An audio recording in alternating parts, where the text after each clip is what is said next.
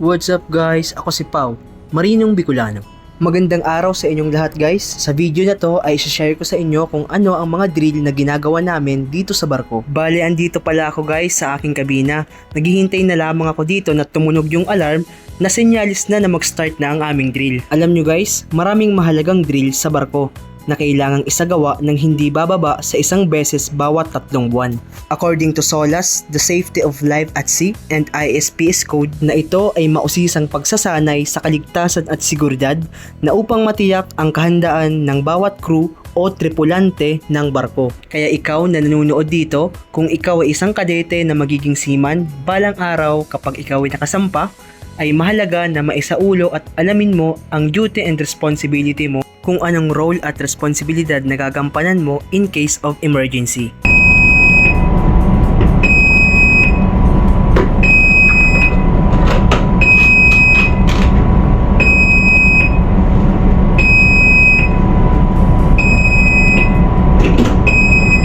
Whoop, pogi check muna.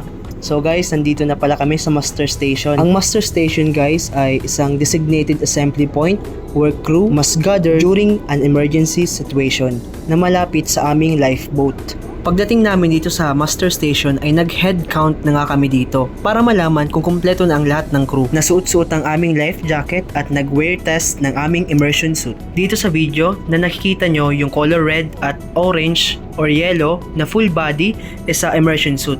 Ang immersion suit guys ay isang espesyal na hindi tatagusan ng tubig, a waterproof and buoyant garment designed for ship to protect crew members from hypothermia during emergency cold weather abandonment. Ang first drill namin pala guys ay abandon ship.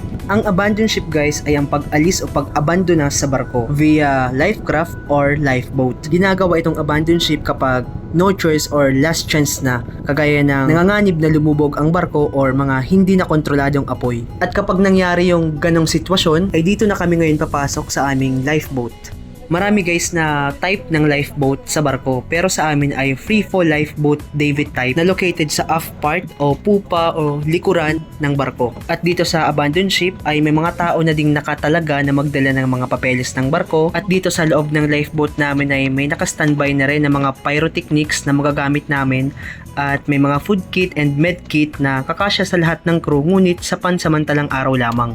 At kapag nakapasok na pala kami guys dito sa lifeboat ay kailangan naming i-secure yung sarili namin gamit itong safety belt or safety harness para safe kami sa impact kapag bumagsak na itong lifeboat sa tubig. So next drill namin is fire drill. Yes guys, kasama din sa training namin bago sumampa sa barko is mag-take kami ng AFF or Advanced Firefighting. Trabaho din namin na maging bombero in case of emergency kapag nagkaroon ng sunog sa barko. At bilang ordinary seaman, ang duty and responsibility ko naman sa drill na ito ay magdala ng fire extinguisher, preparing fire hose and boundary cooling upon order with AB.